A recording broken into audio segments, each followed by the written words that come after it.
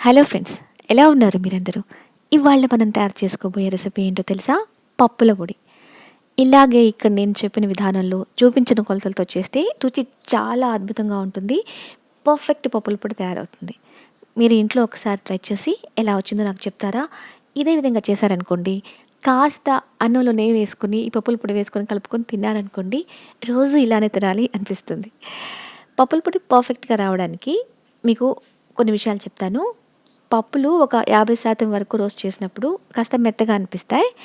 లో ఫ్లేమ్‌లో పూర్తిగా రోస్ట్ చేసినప్పుడు చల్లారిన తర్వాత కాస్త నోట్లో వేసుకుంటే క్రంచీగా అనిపిస్తాయి. ఇలా క్రంచీగా ఉంటే పర్ఫెక్ట్‌గా పప్పులు రోస్ట్ అయినట్టు, మన పప్పుల పొడికి కావాల్సిన విధంగా తయారైనట్టు అర్థం. ఈ పప్పుల పొడిలో ఉన్న స్పెషల్ ఏంటంటే కందిపప్పు బైండింగ్‌ని ఇస్తుంది. శనగపప్పు, మినపప్పు క్రంచీనెస్‌ని ఇస్తుంది. శనగలు ఈ పప్పు పొడికి స్మూత్‌నెస్‌ని అందిస్తాయి. పెసరపప్పు రుచిని అందిస్తుంది. ఇందులో ఒక్కో రకం పప్పు ఒక్కో ప్రత్యేకతను కలిగి ఉంటుంది. సో, ఈ పప్పుల పొడి తయారు చేసుకోవడానికి అవసరమైన పదార్థాలు: కందిపప్పు 4 టేబుల్ స్పూన్లు, శనగపప్పు 4 టేబుల్ స్పూన్లు, శనగలు 3 టేబుల్ స్పూన్లు, మినపగుళ్ళు 2 టేబుల్ స్పూన్లు, 10-13 వెల్లుల్లి రెబ్బలు, పెసరపప్పు 4 టేబుల్ స్పూన్లు, ఎండుమిరపకాయలు 10-12, నెయ్యి 1 టీ స్పూన్, ఎండబెట్టిన కరివేపాకులు 1/4 కప్, రుచికి సరిపడా ఉప్పు, ఇంగువ 1/2 టీ స్పూన్. ముందుగా గ్యాస్ వెలిగించుకుని ఒక చిన్న పాన్ తీసుకొని అందులో కందిపప్పు వేసుకొని దోరగా వేయించుకుందాం. తక్కువ మంట మీద రోస్ట్ చేసుకుందాం. ఈ ప్రాసెస్ మొత్తం తక్కువ మంట మీద చేయాల్సి ఉంటుంది. అప్పుడు మాత్రమే పర్ఫెక్ట్ పప్పుల పొడి మనకు తయారవుతుంది. కందిపప్పు కాస్త హార్డ్గా ఉంటుంది కాబట్టి ఫ్రై చేయడానికి కాస్త టైం పడుతుంది. అందుకే దీన్ని వేరుగా రోస్ట్ చేసుకోవాలి. ఇలా చూసారా, ఇలా గోల్డెన్ బ్రౌన్ కలర్ వచ్చే వరకు వేపుకోవాలి. రోస్ట్ అయిన తర్వాత ఒక ప్లేట్లోకి ట్రాన్స్ఫర్ చేసుకుందాం. చల్లారిన తర్వాత తిని చూస్తే క్రంచీగా ఉండాలి. అప్పుడే పప్పుల పొడికి కావాల్సిన విధంగా రోస్ట్ అయినట్టు. ఇప్పుడు ఫ్లేమ్ని అలానే లోలో ఉంచుకుని శనగపప్పు వేసుకుని ఒక 2 నిమిషాల పాటు వేపుకుందాం. ఇది ఇలా కాస్త వేపుకున్న తర్వాత మినపప్పుని వేసుకుని 1-2 నిమిషాల పాటు వేపుకుందాం.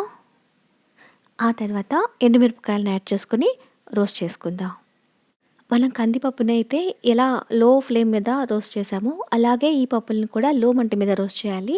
ముందుగా శనగపప్పు యాడ్ చేసుకుని రోస్ట్ చేసుకుందాం 2 నిమిషాల పాటు. ఆ తర్వాత మినపప్పుని యాడ్ చేసుకుని రోస్ట్ చేసుకుందాం ఒక 2 నిమిషాల పాటు. ఆ తర్వాత ఎండుమిరపకాయలను కూడా వేసుకొని వేపుకుందాం. సో, వీటన్నిటిని దోరగా గోల్డెన్ బ్రౌన్ కలర్ వచ్చే వరకు లో ఫ్లేమ్లో వేపుకుందాం. లో ఫ్లేమ్ అని మాటిమాటికి ఎందుకు చెప్తున్నానంటే, లో ఫ్లేమ్ మీద ఈ ప్రాసెస్ అంతా జరిగినప్పుడే మన పప్పు పొడికి రుచి చాలా బాగుంటుంది. ఇలా చూసారా, అన్నీ కలిపి వేపితే ఇలా గోల్డెన్ బ్రౌన్ కలర్లోకి వచ్చాయి. తీసి వేరొక ప్లేట్లో ట్రాన్స్ఫర్ చేసుకుందాం. ఇప్పుడు లో ఫ్లేమ్లో కరివేపాకును వేసుకుని కాస్త వేపుకుందాం. ఆల్రెడీ ఎండిన కరివేపాకు కాబట్టి ఎక్కువసేపు వేపాల్సిన అవసరం లేదు. మామూలుగా కరివేపాకు మిగిలితే పారేస్తూ ఉంటాం కదా, అలా కాకుండా ఇలా ఎండలో ఎండబెట్టుకుని స్టోర్ చేసుకుంటే చాలా ఉపయోగకరంగా ఉంటుంది. ఇది కూడా ఫ్రై అయింది. దీన్ని కూడా ప్లేట్లోకి ట్రాన్స్ఫర్ చేసుకుందాం. ఇప్పుడు ప్యాన్లో 1/2 టేబుల్ స్పూన్ నెయ్యిని వేసుకుని వేడి చేసుకుందాం. ఇందులో కచ్చా పచ్చాగా దంచుకున్న వెల్లుల్లి వేసుకుని వేపుకుందాం. ఈ వెల్లుల్లి లో ఫ్లేమ్లో నెయ్యిలో వేసి గోల్డెన్ బ్రౌన్ కలర్ వచ్చే వరకు వేపుకుందాం. వేపుకొని చల్లారిన తర్వాత చేతులకు తీసుకుని కాస్త ఇలా నలిపితే క్రష్ అయిపోతుంది. సో, అలా క్రష్ అయ్యే స్టేజ్లో ఉంటే ఇది కరెక్ట్గా వేపినట్టు అర్థం. సో, దీన్ని కూడా రోస్ట్ అయిన ఈ వెల్లుల్లిని కూడా తీసి పక్కన పెట్టుకుందాం. ప్యాన్లో ఇంకో 1/2 టీ స్పూన్ నెయ్యిని వేసుకుని పెసరపప్పు యాడ్ చేసుకుని వేపుకుందాం. మామూలుగా పెసరపప్పు చాలా చాలా రుచిస్తుంది కదా, నేతిలో వేసి వేపుకుంటే దాని రుచి ఇంకా బాగుంటుంది. పెసరపప్పు కూడా తక్కువ ఫ్లేమ్లో ఇలా గోల్డెన్ బ్రౌన్ కలర్ వచ్చే వరకు వేపుకుని తీసి పక్కన పెట్టుకుందాం. ఇప్పుడు శనగలను వేసుకుని వేపుకుందాం.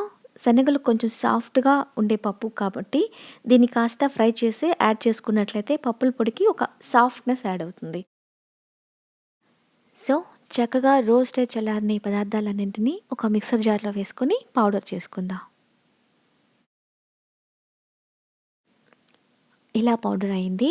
ఇప్పుడు ఇందులో అర టీ స్పూన్ ఇంగువను వేసుకుంటున్నాను.